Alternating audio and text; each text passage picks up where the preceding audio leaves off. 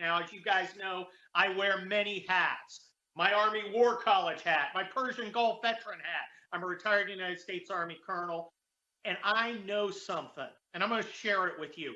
Amateurs talk tactics and operations. Professionals talk logistics. And that's why I've got Larry Behrens on here today. He's not a military guy, but he's talking about logistics, and logistics matter. Biden's failure to enforce oil sanctions has enriched Iran and Hamas. That's his new op-ed in the Washington Times. Larry, you can find him at powerthefuture.com. Larry, welcome to the Wilkow Show. Thanks so much, Kurt. So great to be here. It is great to have you. Look, an army runs on its stomach, also runs on gas, also runs on money. Tell us about the money connection to Iran and Hamas, and how Joe Biden and his coterie of clowns has completely failed to cut it off. Yeah, well, they've been focused on saying that climate change is the biggest threat. I'm sure the people in Israel would now disagree. No one has asked Joe Biden, did he send the solar or the wind-powered carrier group to help defend Israel? But the fact of the matter is, people are focused on this $6 billion, as they should be. But Joe Biden has been enriching Iran for well over a year by just looking the other way on oil sanctions. President Trump imposed them. Joe Biden, wanting to get, I guess, a good deal or get invited to some nice party, was really lax about them, and that has rolled billions into Tehran, mostly from their best customers, China and Venezuela. So what you're telling us, Larry, is not only our enemy being allowed to sell its oil at nearly $100 a barrel, but it's doing it in conjunction with our mortal enemy, China, and with our pseudo enemy, Venezuela. You're absolutely right. And let's just be clear about it. In 2022, all the way back in 2022, Iran had a record year for oil exports. That means that they were doing more than ever before. Now, what was happening in the United States then with our energy infrastructure and our energy industry? Joe Biden was attacking it left and right. And so why is he turning a blind eye while our enemies are raking in the billions, but yet our workers here at home are having to fight their own government to produce the energy that not only our families need, but our allies need? It is billions that have just gone into the coffers of Tehran, and Joe Biden needs to answer for it. Well, Larry Behrens of Power of the Future, my question here is your same question.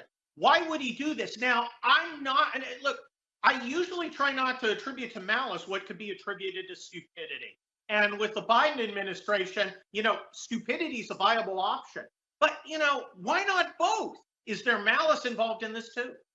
There absolutely is. Let's just be honest. Not only does Joe Biden try to get friendly with Iran by looking the other way on these sanctions because he wants to revive his buddy Barack Obama's nuclear deal, but he also gets the added benefit of adding more oil to the world market with the hope that it will drive down prices. See, he understands that more supply will help with the prices, but he doesn't want that supply coming from the United States. So while he cancels pipelines and stands in the way of production here, he's going to give thumbs up to production in places like Iran, Saudi Arabia, Venezuela, so that he can try to fake keeping prices low here, all the while enriching our enemies. It is America. It's not even America last. It's America behind everyone else, 2 times over policy that Joe Biden is absolutely part of it is negligence, but absolutely on purpose.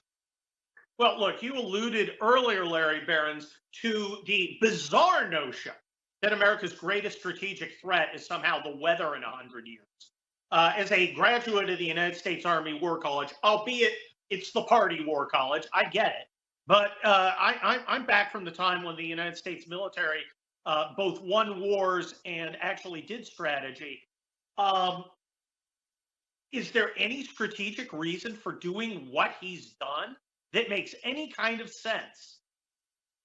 It would make sense to Joe Biden when you're a member of the climate cult. I mean, let's just look over the last month. It was on September 10th that Joe Biden said that climate change was the biggest existential threat to mankind, even more than nuclear war. September 11th, he unleashes $6 billion to Iran. And now here we are a month later seeing the terrible results all over Israel. Now I know the Biden administration will tiptoe and say, but that $6 billion is held up and it's only supposed to be for humanitarian purposes. But as we've mentioned, the oil money that they have been allowed to take in is already been going to Tehran for a long time. And so is there a strategy to it? Absolutely. He puts his green agenda before absolutely anything else. And when you have leaders with failed priorities, you're going to have failed leaders. And that's what we have.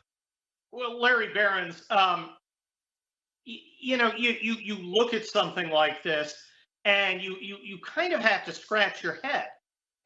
It's important that the American people understand $6 billion, that's a lot of money. That's a little more than I make. We're talking like $50 billion. They're pumping what, 2 million barrels a day? They're up to 3 million now, thanks to Joe Biden. They're up to 3 million. 3 million barrels. They are just enriching themselves. And of course, Iran supplies weapons and equipment to Russia. It threatens our Israeli allies. And those SOBs are now threatening us. Tell me a little about how the oil actually gets out of Iran. Where does it go physically?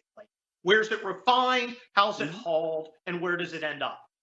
It's a great question, Kurt. And you know what? Our good friend John Kirby touched on that today as he tried to tap around and make excuses for this, saying, well, you know, most of that's on the black market, and we're pretty sure they're selling it less than market value. Well, you know, just completely dodging the fact that they are doing more than ever before. And let's be honest, it's going to China. China is their biggest customer, and Venezuela helps them a lot with the logistics of refining capacity and getting it on the world market. And the Biden administration has dealt directly with Venezuela.